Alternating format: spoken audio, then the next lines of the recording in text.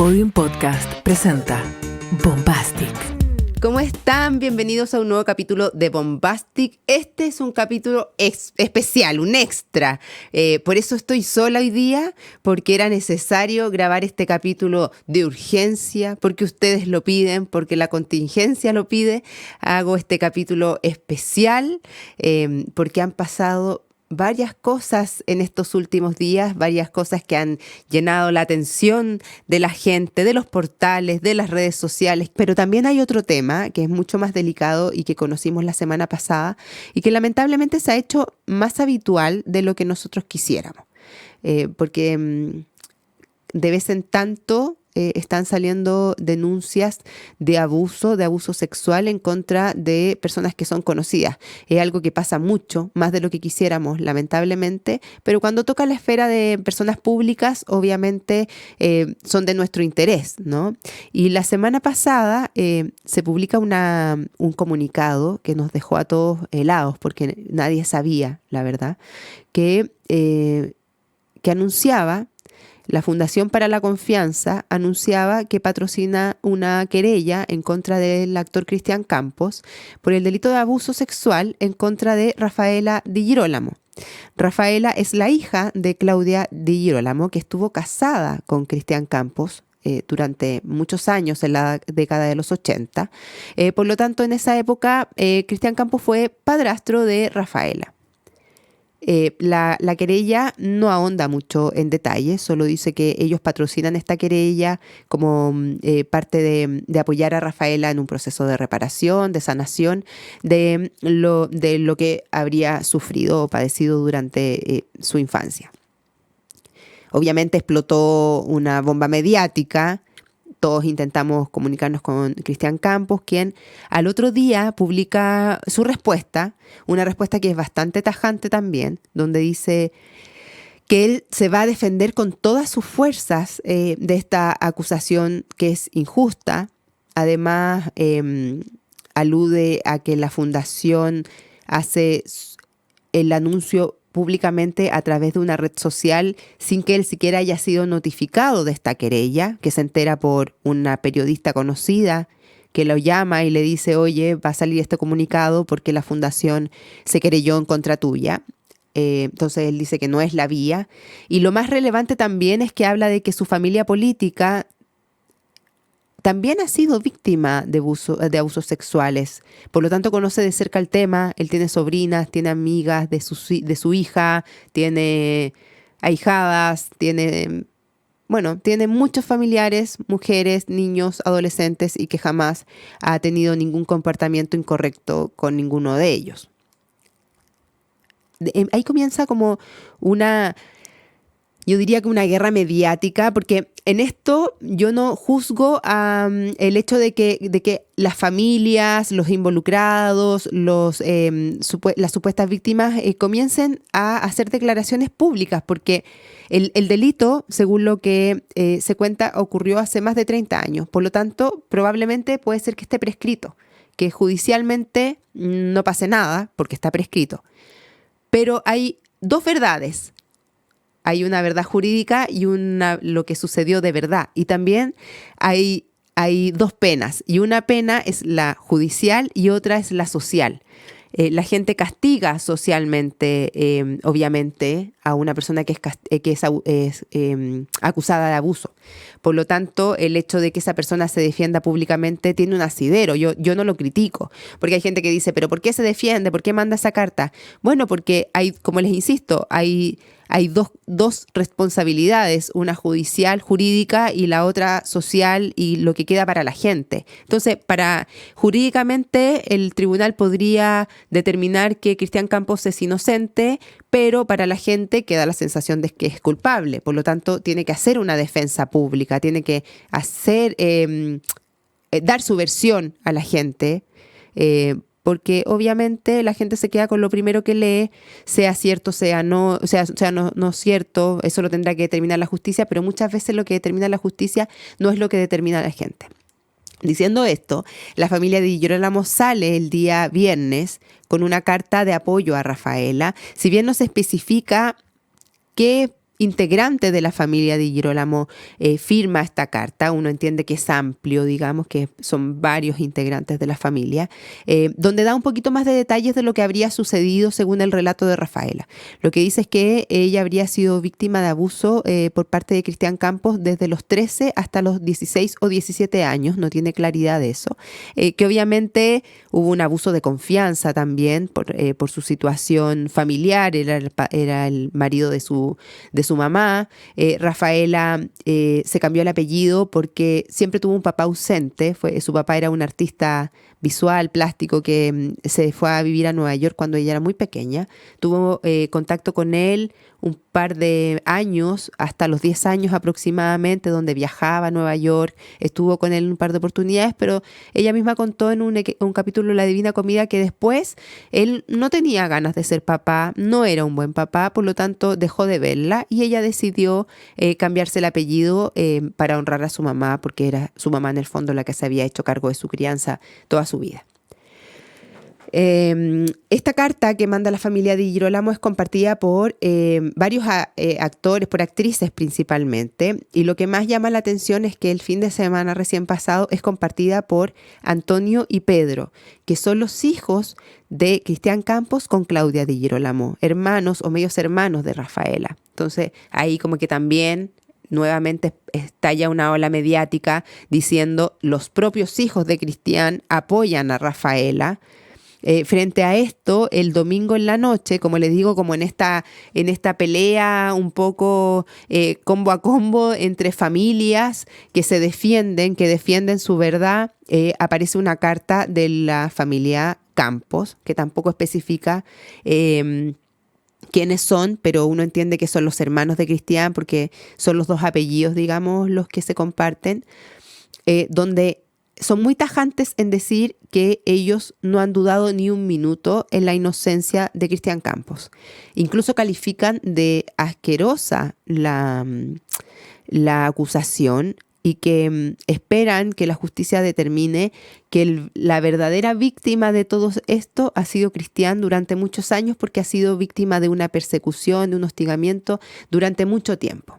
Entonces, ahí ya también estamos teniendo más luces de qué es lo que pasó, digamos, en esta historia, porque, insisto, obviamente hay dos verdades, hay dos versiones, es tan difícil poder determinar en un caso, sobre todo de abuso, cuál es la real y cuál no. Pero uno puede ir haciéndose ideas, digamos, en base a lo que cada familia publica. Lo relevante de todo esto es que esta carta que publica la familia Campos es compartida el lunes por María José Prieto. María José Prieto, señora de Cristian Campos hace 24 años, que hasta el momento se había mantenido en silencio con respecto a la acusación. Uno asumía que ellos seguían juntos, porque la familia Di Girolamo en su carta decía que ellos como familia sabían hace años de este tema, que Rafaela le había contado hace años, por lo tanto, la familia estaba al tanto. Y uno asume que si la familia está al tanto, también lo está María José, y durante todos estos años permaneció junto a Cristian Campos, se les vio juntos. De hecho, estaban preparando una obra de teatro que se estrenaba ahora en abril, juntos, Reunión de Apoderados se llama. Entonces uno asume que ella estaba con él, pero no había dicho nada hasta el lunes, cuando comparte la carta de la familia Campos, esta carta que les digo que es bastante tajante, que es muy severa también para referirse a la acusación, y que principalmente, yo insisto en que la familia asume y defiende la inocencia de Cristian Campos. Obviamente hubo opiniones divididas y gente que decía que como ella no le creía a la víctima, que también estaba siendo incluso como sometida por Cristian Campos, pero hay un hecho muy relevante que yo creo que marca la diferencia en toda esta historia y con respecto a otras también, y es que el hecho de que ella comparta la carta tiene una relevancia adicional, porque todos sabemos, es de público conocimiento, que María José Prieto y su hermana y otras personas también de su círculo más íntimo fueron víctimas de abuso en su infancia, por parte también de su padrastro. Entonces ella conoce perfectamente la historia del abuso, conoce perfectamente el proceso que tienen que vivir las víctimas. Incluso la persona que abusó de ella, su padrastro, primero estuvo con 5 años de pena remitida, lo que significaba que él podía estar libremente por las calles, digamos. Ellas apelaron, las víctimas apelaron a esta resolución y lograron que la persona que había abusado de ellas estuviera en la cárcel. Incluso esa persona murió en la cárcel. Lo que para ellas me imagino que es reparador. No sé si eso sana, no creo. Otras cosas sanas, la terapia, los años, la experiencia, no una condena, pero sí ayuda a reparar un poco el daño. El hecho de que se haga justicia. Entonces ella conoce mejor que nadie el proceso de que vive una víctima, el tiempo, obviamente el tiempo para todas es diferente, el tiempo en que se demora en denunciar, el tiempo en que se demora en asumir e incluso en contar también a su círculo más íntimo. Entonces por eso yo creo que es tan relevante que ella comparta esta carta, porque ella también ha sido víctima, ella conoce, pero aún así confía ciegamente, fielmente en la versión de su marido, en la inocencia de su marido. Eso me habla de que obviamente ella debe tener algún antecedente que nosotros no conocemos, que iremos a conocer, que es parte del proceso, porque además, como estos abusos ocurrieron supuestamente, según la versión de Rafaela, hace más de 30 años, como les decía, debería estar prescrito. Aún así, el tribunal lo declaró admisible, pero se ejecuta bajo la ley antigua, antes de la reforma procesal penal. Antes se acuerdan que no existían ni los fiscales, ni los juicios eran públicos, como ahora, que es un poco como uno ve en las noticias cuando transmiten los juicios, que uno se imaginaba que iba a ser muy película Hollywood. No es así, es parecido, pero no es igual, porque bueno, tampoco hay un jurado, hay un magistrado nomás, pero hay un juez, pero este no, este es justicia antigua, por lo tanto la causa es reservada porque se trata de abuso y no hay un fiscal que acuse, es diferente al modelo que conocemos hoy día. Podría ser un juicio muy largo, hay juicios que han durado 8 o 10 años. Yo me imagino que ambos quieren que sea mucho más corto, pero no por eso menos asertivo y reparador para ambos. Pero es complicado porque es un tema muy delicado. Como les decía, es un tema que cada vez se hace como más recurrente, lamentablemente, en nuestra sociedad. Pero también vamos, me imagino, a conocer nuevos antecedentes durante el tiempo, porque por lo que se ha visto ahora, Cristian Campos ha sido diferente al resto de las personas anteriores que han sido acusadas de abuso o de este tipo de delitos, porque ha pasado otras veces y como que siempre se hace una declaración pública y como que queda ahí, ¿no? Y una declaración que es mucho más correcta, siempre tiene que ver con el vamos a dejar todo en manos de la justicia, que la justicia actúe y resuelva y sería. Pero él fue mucho más tajante en su carta, fue mucho más severo, mucho más duro incluso. El hecho de que después su familia también enviara una carta, el hecho de que María José comparta esa carta, me habla de que hay una intención de que esto también sea mediáticamente público, no de esconderse, como que suele mucho esconderse, no hacer nada, esperar que la justicia actúe. Acá yo siento que hay una intención de generar otra opinión, de generar la versión de Cristian Campos. Obviamente él igual se retiró de la obra, el que estaba preparando como les decía, con la María José y otros actores, una obra de Rodrigo Bastidas que tenía que ver precisamente con una reunión de apoderados apoderados de un colegio donde suceden distintas como anécdotas. Él decidió bajarse porque no quería arruinar la obra en el fondo, porque fíjense que también, a diferencia de lo que pasa muchas veces, porque muchas veces son como los jefes que deciden inmediatamente cancelar la participación de un actor o de un artista en alguna obra, acá Rodrigo Bastidas, que es el director y el productor, no quería que Cristian Campos se bajara, quería que lo siguiera haciendo. Pero fue Cristian Campos el que decidió no seguir para no enlodar o no ensuciar la obra, porque podía prestarse para que durante la función alguien gritara algo o fuera a manifestar algún tipo de pancarta, digamos, a la función. fue él. Incluso el comunicado que envía la productora dice: lamentamos la decisión personal de Cristian de bajar su participación de esta obra porque ellos tenían la intención de que siguiera. Entonces yo siento que eso habla de un avance también.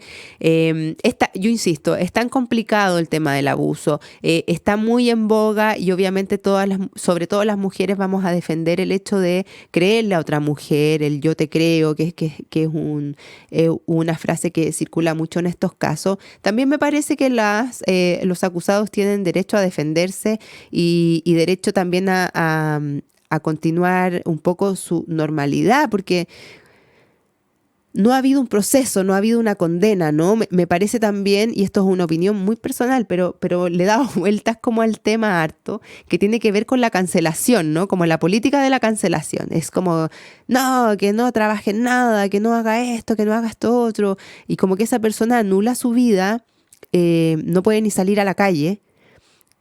¿Y qué pasa si es inocente? ¿Qué pasa si la acusación no era real? No sé, yo me paso todos esos rollos en mi cabeza, porque además ya públicamente es culpable y públicamente es muy difícil que se borre esa sensación o esa opinión en la gente, independiente de lo que determine el tribunal.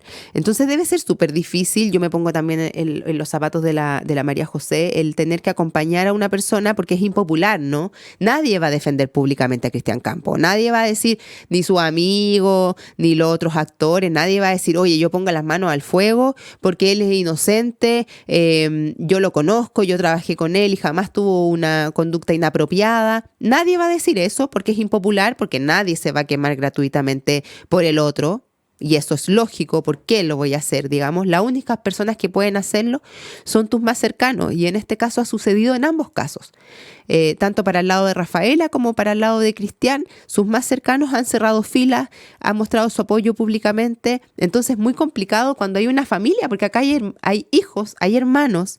Los hijos de Cristian Campos apoyaron a su media hermana, a su hermana, en vez de apoyar a su papá. Entonces uno dice, wow, pero ¿cómo los propios hijos? O hay personas que dicen, entonces los hijos saben algo. A mí eso me hace un poco de ruido porque no conozco la interna en su totalidad, digamos, pero a mí cuando leí la carta de los hermanos Campos, que ambos publicaron en sus redes sociales, me llamó mucho la atención el hecho de que ellos tienen otra hermana, que es la hija de María José con Cristian Campos.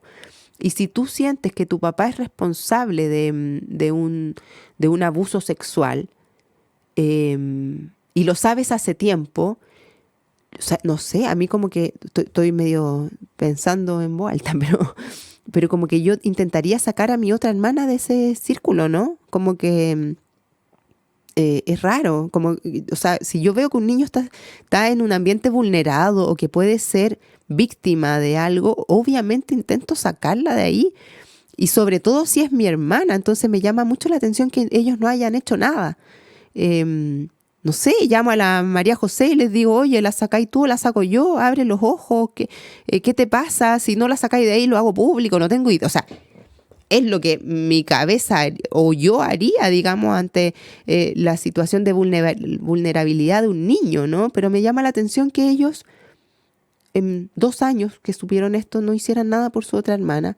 Entonces también yo digo, ¿no será que en su foro interno conocen al papá, saben que esto no sé, estoy desvariando quizás, me pongo reflexiva hasta ahora, pero eso, bueno, aún como les digo, perdón, como es justicia antigua, ni siquiera sabemos detalles de la querella.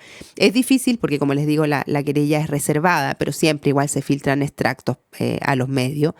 Entonces no sabemos el detalle de la acusación, no sabemos el detalle de los hechos, el relato de los hechos. Obviamente uno no necesita saber detalles, sobre todo cuando se trata de abusos.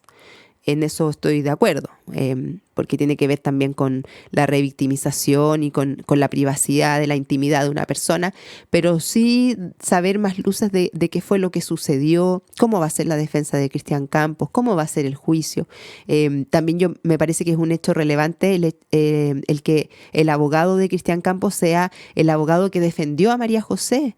o sea, no la defendió en realidad, fue el que hizo la acusación en contra de su padrastro. Entonces conoce muy bien la historia de María José, conoce muy bien también cómo se desarrollan los juicios por ese tema, por abuso.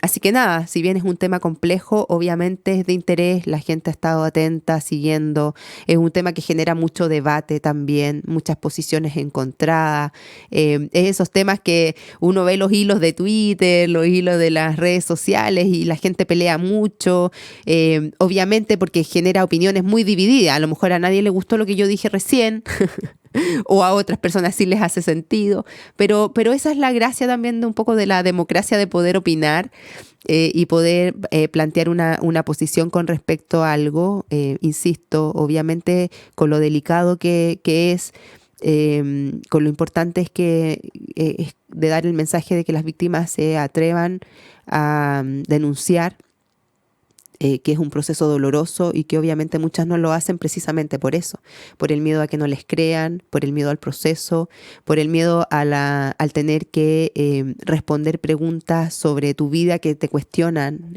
tu salud mental, si lo provocaste o no lo provocaste, incluso son preguntas muy injustas que tienen que recibir las víctimas, pero también creo que los acusados también tienen el derecho a defenderse y a mostrar su verdad frente a tribunales.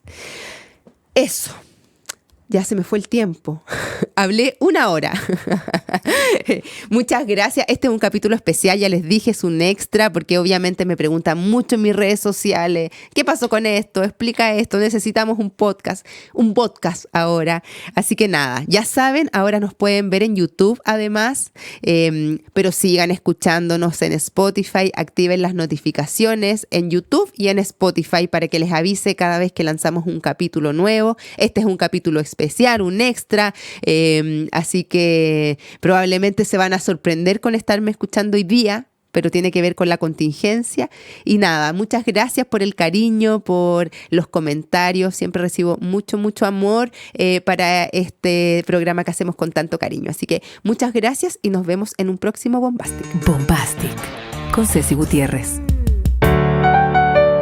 Podium Podcast. Lo mejor está por escucharse.